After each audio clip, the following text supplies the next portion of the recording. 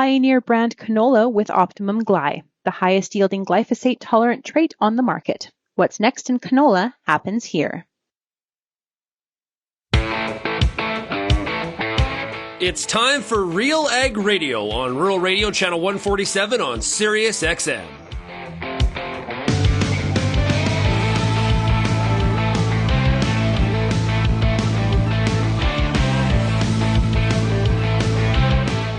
RealAg Radio and RealAgriculture.com is your home for insight and analysis of the issues that are impacting your farm business. Let's get real and get connected with RealAg Radio.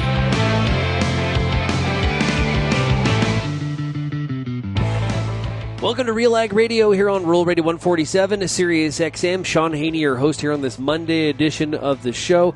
Thanks so much, everybody, for making RealAg Radio and Rural Radio 147 a big part of your work day. And, of course, a big shout-out to everybody else listening out there on the RealAg Radio podcast. It is great to have everybody here with us today for the program. Today on the show, it's Agronomic Monday. Yes, can you believe it's already the last Monday of October? October has absolutely flown by. I was talking to somebody last Friday, and they said, hey, I think October is like just crawled. And I'm like, no, I believe the opposite. It feels like we have raced through the month. And I look at the schedule of events and stuff that we have in front of us for November, and it's going to be Christmas before you know it. Time to get your shopping started. Well, maybe you can back that off a little. I'm saying that, but I know that I won't be starting until probably the week of Christmas. So don't do as I say, not as I do, as they say. I had myself a great weekend. It was fabulous. I was down in Oxford, Mississippi. I went to with 5 friends. I went to the Ole Miss Oklahoma game and took in all of the sights and scenery and activities and the hoopla, everything that Oxford and Ole Miss has to offer. It was a fabulous weekend. I cannot wait to go back. It was 11 o'clock kickoff. Ole Miss won, and it was a bit of a rough first half for the Rebels, but they came back and beat Oklahoma, who lost their 3rd game in a row. Lots of Oklahoma fans there. They traveled very well. What a tailgate at the Grove. And if you're a college football fan, you know exactly what I'm talking about. I cannot recommend going to an Ole Miss game enough to everybody out there. I'd love to be there for a night game. And a big shout out to the Helena Products Group for hooking us up at the tailgate. Andrew from Helena was fantastic. Love that guy. He went above and beyond anything that he was responsible. He took care of us in big time. And I want to thank him so much for being the host. And it was a lot of fun. Got to see, you've heard the market analyst Jody Lawrence on the show here. Got to run into him and his son Brady, who were at the game. Of course, Brady went, well, you don't know this, but Brady went to Ole Miss, so he had lots of stories about the university. And very, very cool situation, very cool town. And I love a good tailgate. Lindsay was bugging me earlier today that I could start like a little business of like ratethetailgate.com. Just go to college football tailgates throughout the year and provide the what to do, what not to do. That would be a fun. It's sort of like how Dave Portnoy rates pizza. I just rate tailgates. I think that would be fantastic. So big thanks to Andrew and Helena and for taking care of us and getting us hooked up. And really enjoyed myself and cannot recommend that enough. And did some ag stuff as well. We'll talk about that maybe a little bit with Peter W.P. Johnson when he joins us here today on the program. We're going to talk about corn harvest in Ontario. We're going to talk about some of the fall work going on in Western Canada, some dry bias across a big part of the United States. A lot of concern, hearing from growers more and more, concerned about the 25 crop. Now, we haven't killed the 25 crop yet. We may try, but there is concern about some of the moisture levels. I know when I was in Mississippi on the weekend, some people saying it hasn't really rained in like 6 weeks. Right, so that, which is kind of abnormal. We've had a beautiful open fall, which is fantastic to be able to get some work done and that kind of stuff. But we're thinking about next year, and we need Mother Nature to definitely cooperate indeed. Pete and I are also going to talk about aerial application problems and maybe lack of coverage showing up in some fields, especially when it comes to tar spot, because it is so so visual. So we got a lot of stuff to chat about today. Well, speaking of Helena, we'll be joined by Patrick Langille. He's responsible for Helena in Canada. He's going to talk to us today about Resurge. It's a humic product that has a great application and a fit for a lot of acres. And so Resurge is a little bit new to Canada, and they've had great success with that product in the U.S., and it's maybe something you want to consider. If you are thinking about a humic, Resurge is a good place to start. So we're going to hear from Patrick today, and then we'll wrap up the show with maybe some fan feedback and stuff like that. Now, if you have any feedback on today's show, we'd love to hear from you. You can send me an email, shaney@realagriculture.com. You can also find us across all the different social media platforms as Real Agriculture, or you can call the Real Ag Feedback line. The number is 855-776-6147. So it's so interesting to me, and I do love to see agriculture from, I always say this in my speeches, that I feel fortunate I get to see agriculture from so many different angles. Right, so a lot of people that are in this industry, say you're a primary producer, you know your area and farming in your area, you know that's your thing. If you're maybe on the extension side, you see Canadian dairy production or beef production, or maybe you're a specialist in a state or a province for cropping. Very few people get to see it from so many different angles. And that's one of the favorite things of my job, is getting a chance to go to an area that I'm not as familiar with and talking to people and finding those common threads of what are their concerns, what are their issues, and relating that back to the broader context of farmers.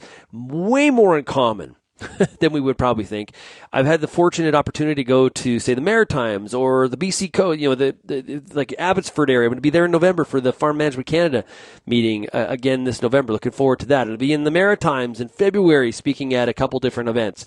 Looking forward to being in Kansas City several times, speaking at some events. Going to Las Vegas in December to speak at a milk conference. I just love it. It is the coolest part. I was saying to somebody this morning that, I look at the schedule we have in front of us between now and the end of March. It may be the most hectic and busiest real ag schedule that I have ever had. That's a good thing. It's what we signed up for to do, and I'm looking forward to it. Maybe talk to me at the end of March how I feel about it, but right now I am super excited, getting a chance to go to events and speak at them, not only in Canada, but also the U.S., and communicating some of the things that are your concerns, what your issues are, and talking about it, and maybe how we put together some solutions to some of our problems as well. Looking forward to all these events that are in front of us. Okay, let's take a break, and when we come back, we are going to talk to Peter Wheat Pete Johnson. He'll be with us right after this. Farmers, are you ready to boost your crop yields while improving soil health? Resurge, the next generation humic product from Helena Products Group. Steve Cowan of Crop Management Network talks about why they sell Resurge over other humic products. That's what I liked when I heard about Resurge, is that we can use it through an air drill and put it in furrow, which when I look at a humic product, I think that's where it should be. Visit your local ag retailer or check out helenaagra.com. Put life back into the soil with Resurge. If you're involved in the agriculture industry, it's important to stay informed on all the latest issues affecting your business. At RealAgriculture.com, we offer fast, reliable news, information, and insights to help you keep on top of all of the latest in Canadian agriculture. Visit RealAgriculture.com and sign up for our free daily newsletter covering everything from news, agronomy, animal agriculture, and much more. Visit RealAgriculture.com/subscribe today. I'm Lindsay Smith from RealAgriculture.com. Join me Monday nights for The Agronomist, a 1-hour live and interactive show broadcast across YouTube, Facebook, and X. Monday nights at 8 p.m. Eastern, I host expert agronomists from all over the country to give you answers to some of the toughest agronomic questions. Join us live or catch the replay Tuesday morning. That's The Agronomist with me, Lindsay Smith, Monday nights live at 8 p.m. Eastern. And welcome back to Real Ag Radio here on this Monday. Hey, along with extra time and lower instances of unpredictable weather, there are a variety of benefits that come with a fall application of ESN. Learn more at smartnitrogen.com. That is smartnitrogen.com. Peter Wheat Pete Johnson, how are we doing on this Monday? We are doing amazing, Shaun. You could not ask for better harvest weather. It's a glorious sunny day today. Temperatures aren't super warm. They're kind of seasonal, but conditions are dry, growers are still parking trucks in the field and not worrying about getting stuck. It's going to warm up again tomorrow. We're going to be in the 20s. Like, this is, well, my great friend Ken Nixon said, this Ontario fall is like an I-state fall where it's dry, it's glorious, it's just fun. Harvest is fun. You know, at the beginning of the show, I mentioned that I was in Mississippi on the weekend and talking to growers in Mississippi, and really across a lot of the U.S. states, you know, kind of a band all the way up to Ontario, dry concerns, like not a lot of rain. And is there concern in Eastern Canada about moisture levels at this point? So there was some wheat and some canola that suffered badly from being planted into dry conditions, particularly the canola. The wheat, most of the wheat now I think has had enough moisture to come. But I was in the Air area on Thursday recording a wheat video with Vern Tobin and Joanna Fallings, and Joanna has some wheat there where the knolls just didn't come up. They're trying to make it, but it's so dry on the knolls that they've germinated. They're waiting for moisture, and they're just not getting any rain. Yeah. Some winter canola where, like, even if it comes now, it's way too late. So winter canola, there's some concerns. But for the most part, there's been enough moisture to get the wheat growing. And that's all we need this time of year, man. Like, dry harvest conditions. I'm strip tilling today, Shaun. I'm strip tilling, and it's just coming up like a garden. If this was in the spring, you'd plant into that right behind the strip tiller and say, how can it get any better? So pretty nice conditions for the most part. Mostly we don't worry about lack of moisture in the fall. We want dry in the fall, and we'll get, unless the wheels really fall off, we get full moisture recharge over the winter. So yeah, keep the dry within reason. We just the odd shower, keep that wheat going. Yeah. Well, definitely in the Midwest, parts of the Corn Belt, there's a lot of concern about moisture levels and what it means for the 25 crop. You know, and it was neat. We on our road trip going from Memphis to Oxford, we dipped into Arkansas, and I was with 5 other friends, farm kids. Stopped in a cotton field and took a picture beside a cotton bale, which was really cool, and seeing some of the cotton harvest that was, you know, in that area was, there wasn't really any cotton harvesters running. They had been already through their harvest passes, but it's always cool to see agriculture in different areas and do some learning. Oh yeah, absolutely. And by the way, Shaun, if they can kill the 2025 corn crop right now, we'd love that because we could use a little better price, man. Like the things are good from a harvest perspective. The corn is dry. The yields are in many cases awesome, and not everywhere though. So we got to be careful there. But regardless, price is sort of mediocre. We'd like a little better price. Yeah, I was talking to Tyne Morgan, host of U.S. Farm Report, on Friday, and they do an ag economist barometer where they talk to ag economists across the U.S. And I think I got this number right. Like right now we have the corn market's like at, you know, north of 4, so like 420, let's just say that. The break even for a lot of growers is like 470 or something like that, or 475. So profitability is a real major concern here right now, even with some of these big yields. Like if, you know, we got we're going to talk about corn harvest in here in a second in Ontario, but if the corn number works out to 183, which some people are skeptical of, and we still have the profitability concerns, man, imagine if that number was in the 70s, it would be even worse. So profitability is, I think, really on the minds of growers right now. Yeah, absolutely. I mean, at least I think for most growers, harvest is going well because of the dry conditions. That helps growers' mindset when you can my local elevator is shutting down at 9:00 every night because tomorrow is going to be another good day. Mostly, if we get a good day, they stay open till it rains, right? Even if that's basically 2, 3, 4 in the morning, like don't shut down because we got to keep rolling. No, this year it's 9:00. We're shutting down. See you tomorrow morning at 8 a.m. Have a nice day.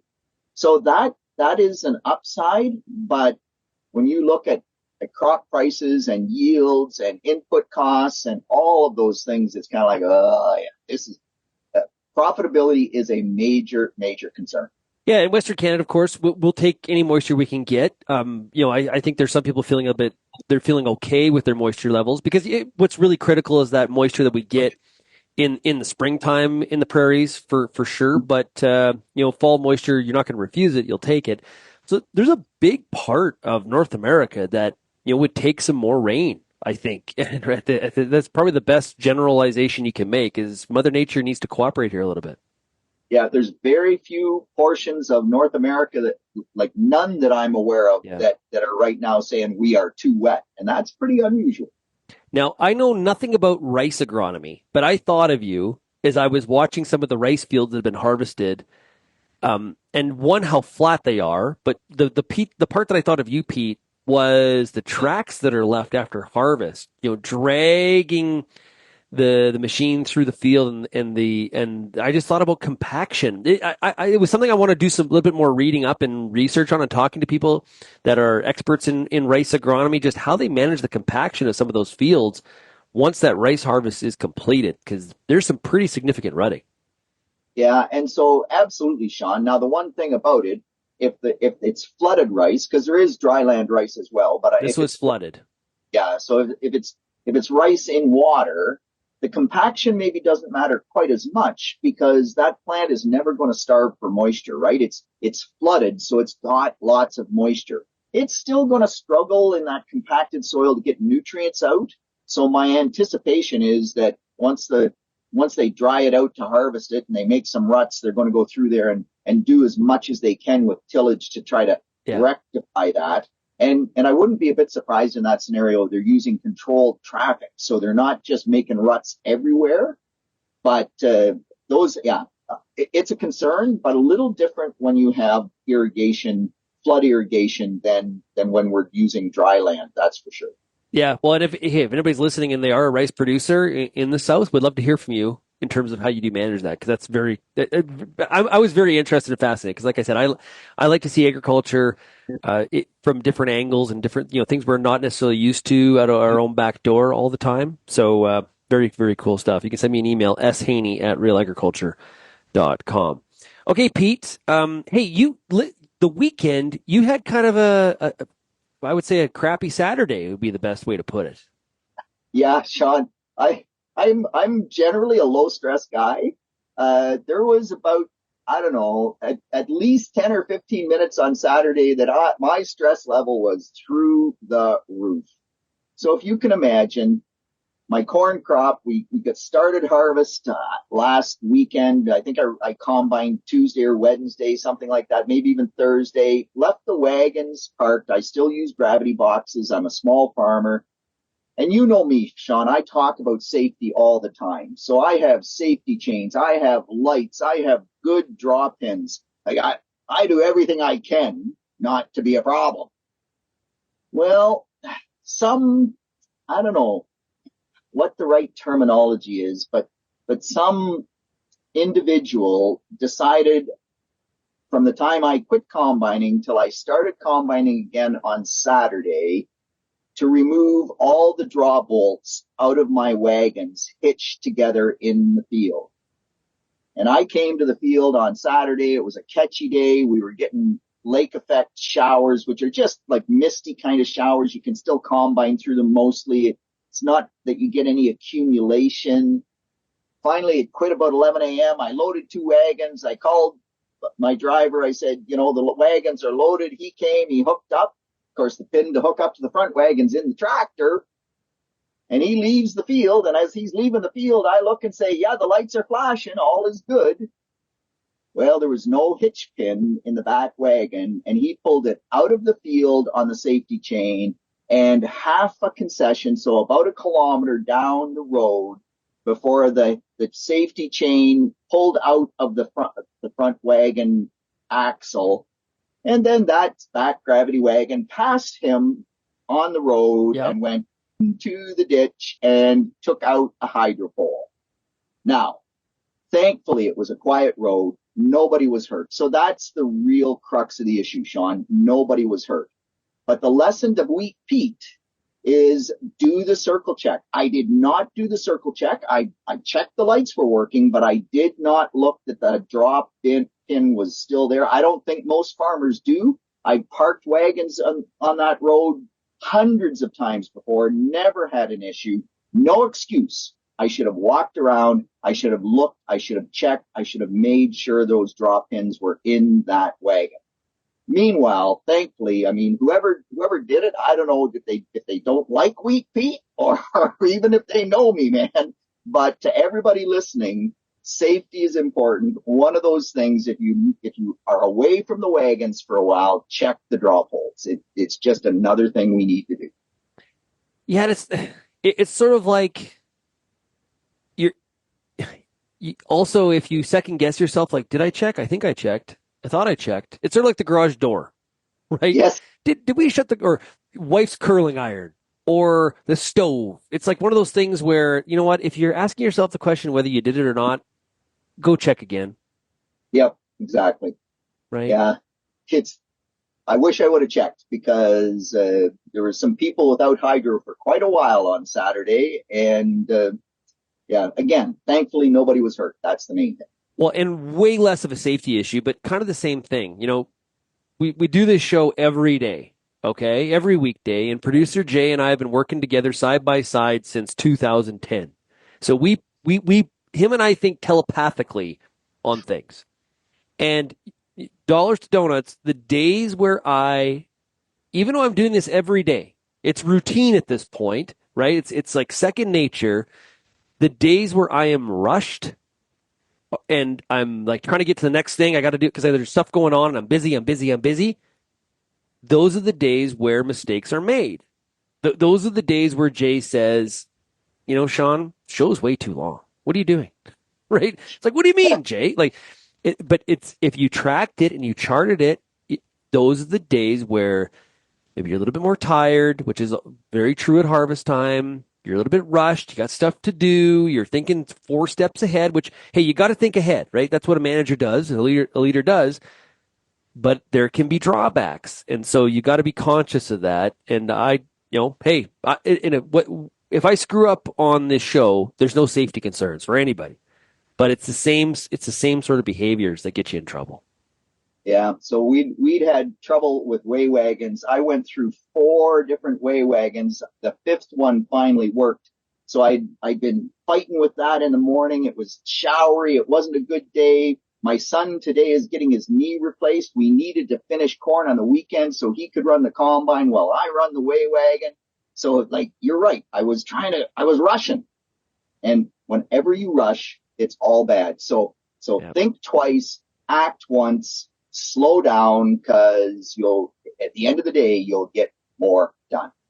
Hey, Pete, let me tell you about New Farm. The pre-emergent soil active herbicides like Valterra EZ and Fierce EZ from New Farm. Get ahead of hard to kill weeds. Spray this fall for up to 8 weeks of extended weed control next spring. Find out more by going to newfarm.ca. We've got more coming up here with Shaun Haney and Peter Pete Johnson on RealAg Radio, Rural Radio 147, Sirius XM. Get ready for tillage season with the high-speed disc from Brandt. Cut and size residue, create ideal seed beds, and level ruts faster than any other tillage machine. It's a better field finish and fewer passes, so you can stay on schedule no matter what fall throws at you. And right now, you can get yours with a $12,000 rebate. There's never been a better time to bring your operation up to speed. Visit Brandt.ca for details. Peter Johnson at Wheat Pete, RealAgriculture.com. I'm the host of The Word, and I love doing The Word. I love the questions. I love the challenges. I love having to apply agronomics to all over the globe and areas outside of my normal jurisdiction. Also, I love the feedback the most, where growers challenge me, tell me about their plot results, help me to learn. The Word, absolutely the best part of my day. If you only listen to RealAg Radio, you only get half the picture. For greater insight into the issues that affect farming, tune in to RealAgriculture.com. Crops, livestock, machinery, farm management, and the markets, even food and travel. Real Agriculture Online digs deeper into the topics that affect the way you work and live. So get connected today. Read, watch, and listen to the people who know at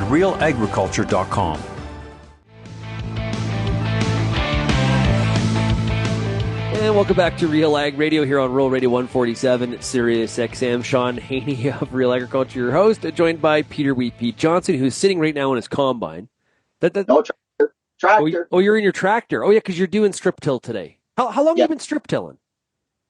5 or 6 years now, Shaun. Pay off? Yeah, I'm very happy with it. I was a no-till guy before that, and we always struggled to get the ground fit. I strip till, and I'm in the field a couple days earlier, and the ground works sweet. So I'm not sure there's more economics there, but there's less stress. Pete's happier. Greg Stewart said on Friday or Saturday when I talked to him, he says, "Oh yeah, Peter Johnson can do it perfect. Peter Johnson is happy." I'm a bit of a perfectionist. So planting no-till into less than ideal conditions always just drove me insane. Since we went to strip till, it's a much easier farming experience. So I might not make any more money, but I'm a happier man. Well, you know what? Happiness matters, Pete. Happiness matters.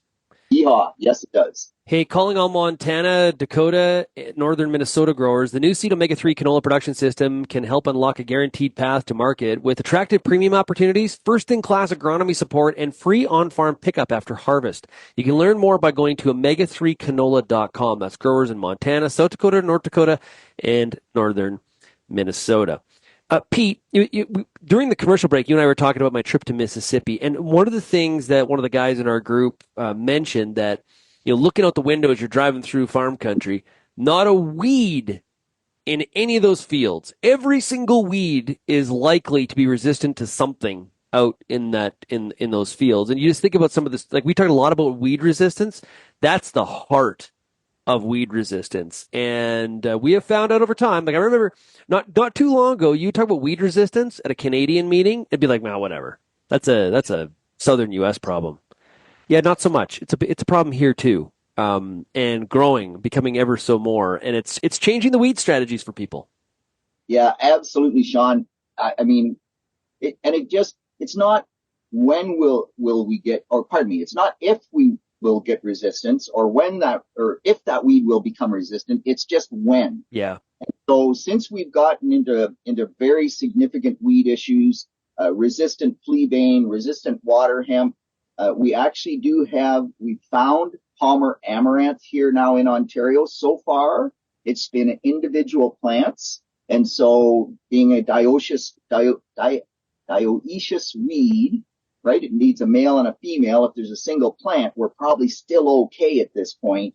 But yeah, weed resistance is just horrendous here. And it's impacted. I mean, it used to be easy to grow crushed soybeans, and the IP soybean growers would have to use all sorts of different chemistries, and it cost them way more dollars per acre in weed control.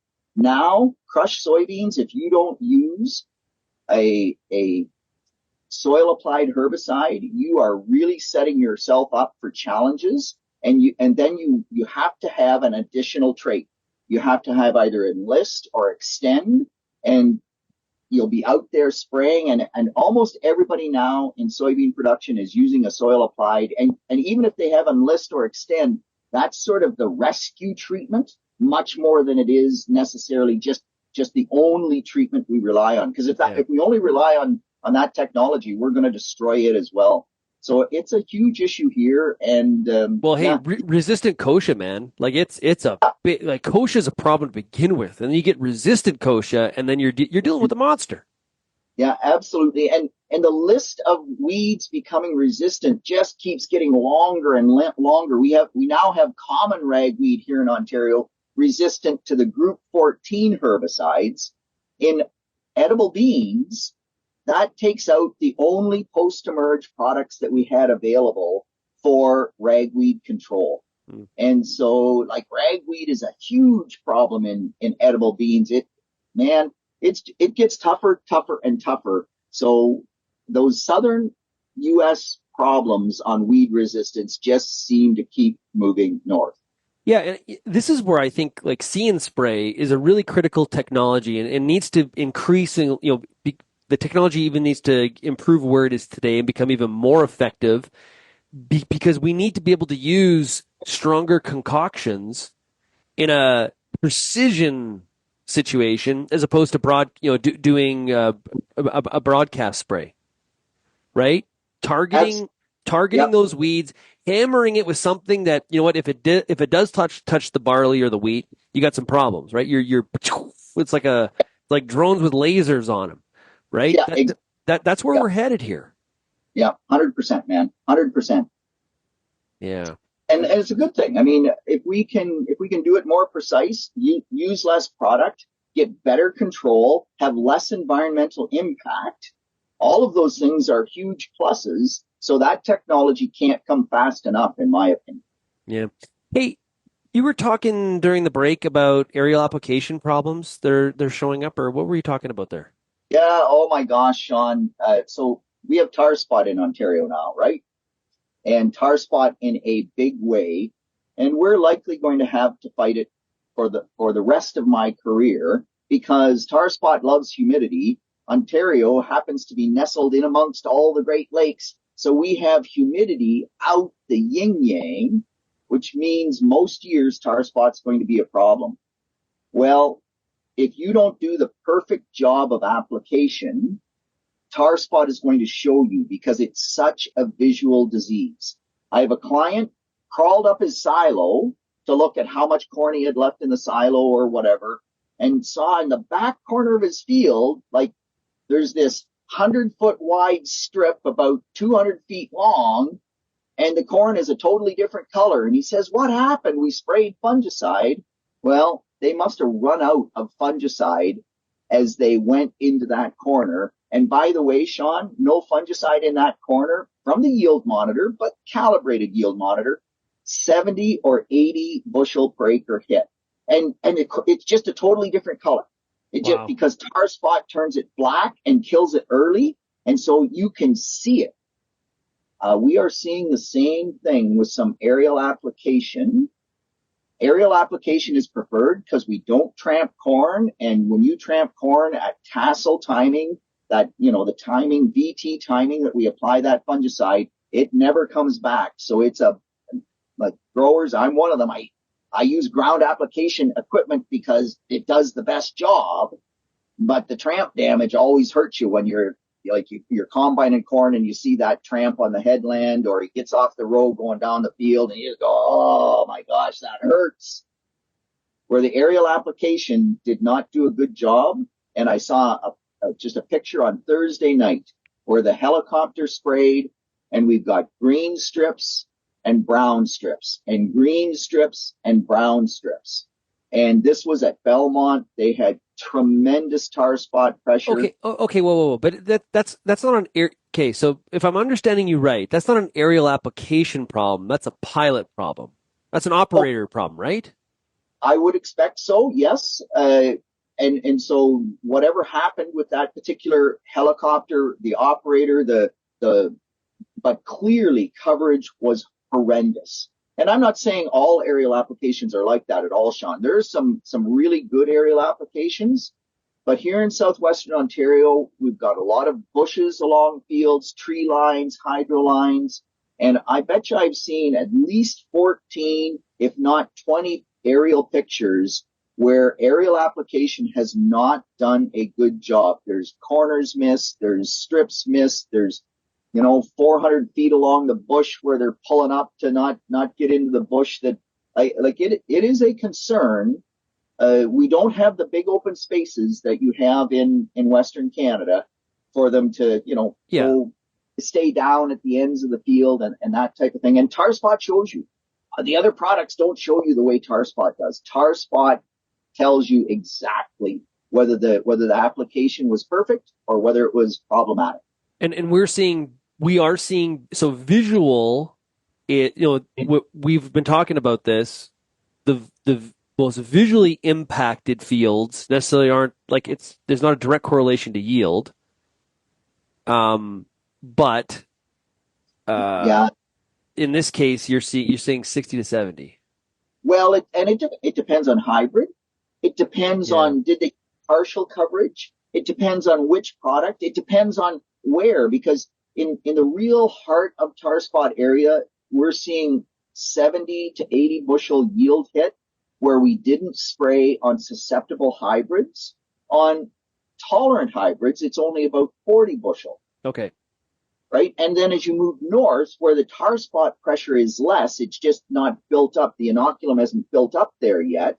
Then I'm only seeing 40 bushels to a susceptible hybrid where I spray that fungicide. Still way more than the 10 to 15 we used to talk about. Yeah. But you have to be careful with how much impact that has. But it, in the tar spot area, man, the impact can be absolutely massive.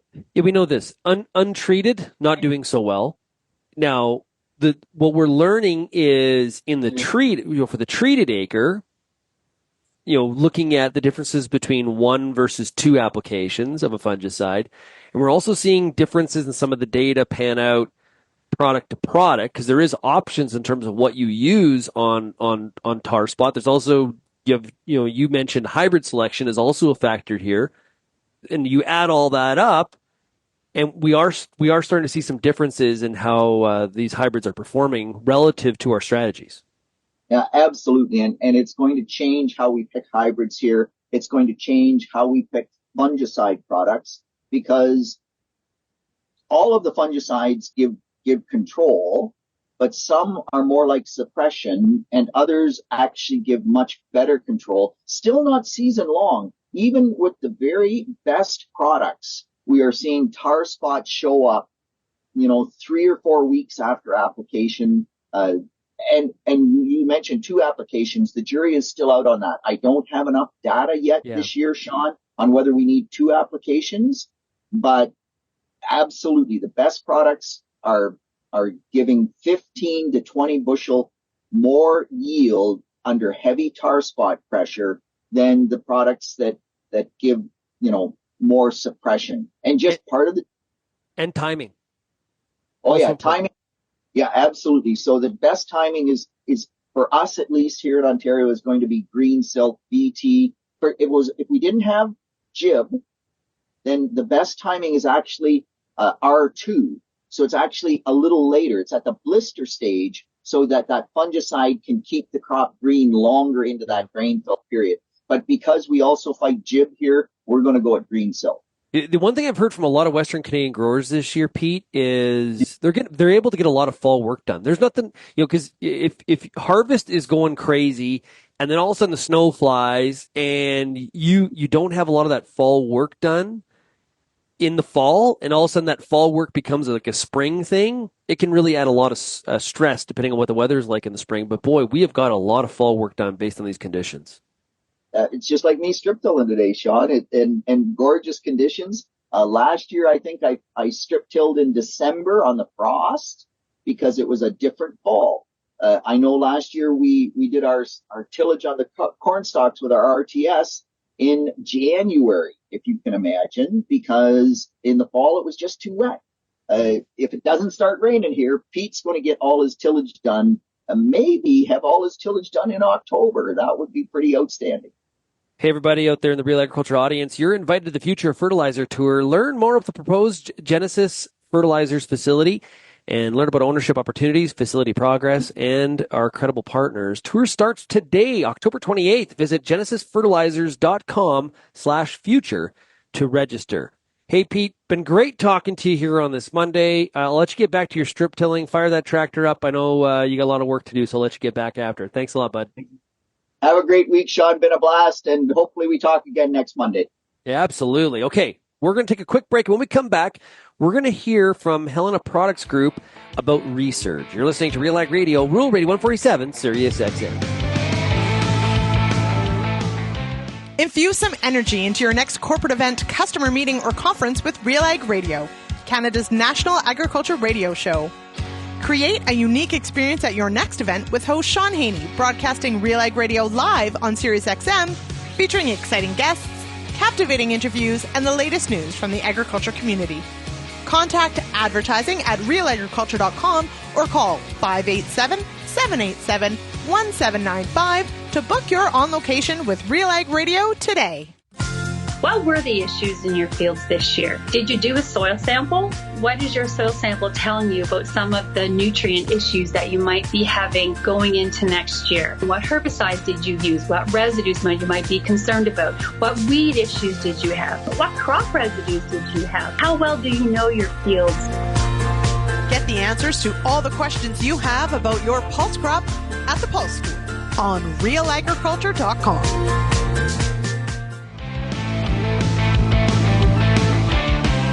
And welcome back to RealAg Radio. It's now time for a product spotlight with Helena Products Group. And right now we're talking to Patrick Langille.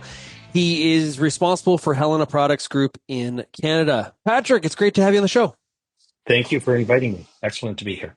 Okay, let's dig in here in terms of, I guess up first, who is Helena Products Group? Perfect question. So Helena is a large distributor in the U.S. They're based in Memphis, Tennessee. And Helena Products Group is a division of Helena that they manufacture all their products, their technologies, where they take maybe some products and add a technology to it that allows them to bring a second generation or next generation product to the market through technology and formulation. One of the products that is really popular and growers have had a lot of success with is Resurge. What is Resurge? So Resurge is the next generation humic product. There's been a number of products out over the last 50 years that have contained a humic acid, and we have been able to develop through technology the product Resurge that is, excellent to be able to be delivered evenly and distributed evenly across the field through an air drill, and that's the real fit for it here in Canada.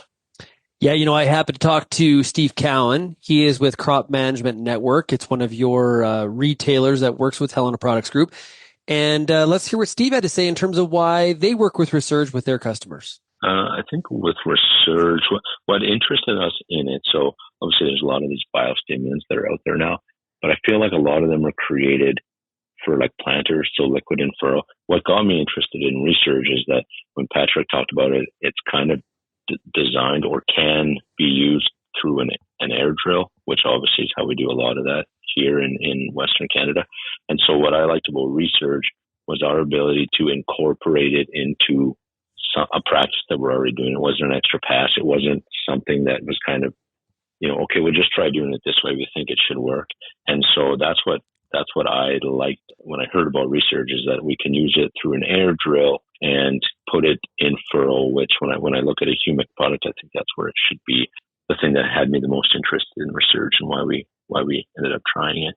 So Patrick, what kind of results have growers seen? So really, when you're adding in a humic product, what you're trying to do is reduce the plant stress, improve the nutrient use efficiency, and this is all done through improving soil health when a product is applied consistently and evenly across the field. Now, one important factor that leads into, the product being a good humic product, such as Resurge, is the quality of the humic ore that is used to manufacture the product.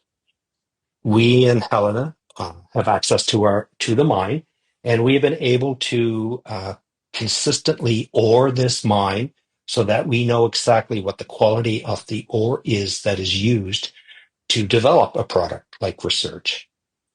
We take the ore, we break it down into a powder, for example, and then we remove a portion of the ore that we do not need, the portion that doesn't help us out, and we leave the portion that is good for improving nutrient use efficiency and improving crop yield.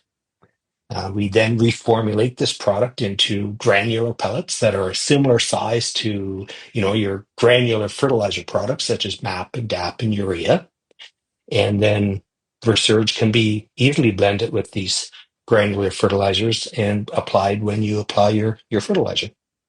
Yeah, I was at the Helena Field Day back in July in Tennessee, and we were there together and definitely learned that all humics are not equal in terms of from a quality and manufacturing standpoint.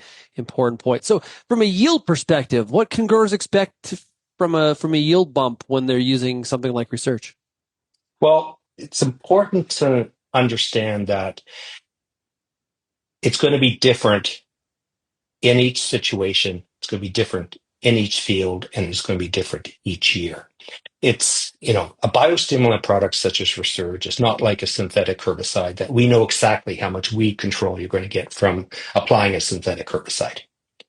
With biostimulant products such as Resurge, the actual yield increases will result from the environmental situation at your field and the weather that you have throughout the season and the health of your soil. But what you're really doing is you're adding in a tool to help give your crop the best chance to maximize its yield. Where can a grower buy Resurge? Several different locations and retailers across Canada. For example, we work with Crop Management Network in Alberta, Independent Crop Inputs in Southern Alberta, Hawks Agro in Saskatchewan, just to name a few. But, there's many retailers that could, carry Resurge and then they could easily blend that for you when you give them your granular fertilizer order. Patrick, thanks so much for joining us here today on RealAg Radio. Thank you for having me. It was a pleasure. Okay, encourage all of you, if you are thinking about a humic for the 2025 growing season, make sure you go to Helena's website, HelenaAgra.com, and go to the products page and look up Resurge. Okay, we'll be right back on RealAg Radio, Rural Radio 147, Sirius XM, right after this.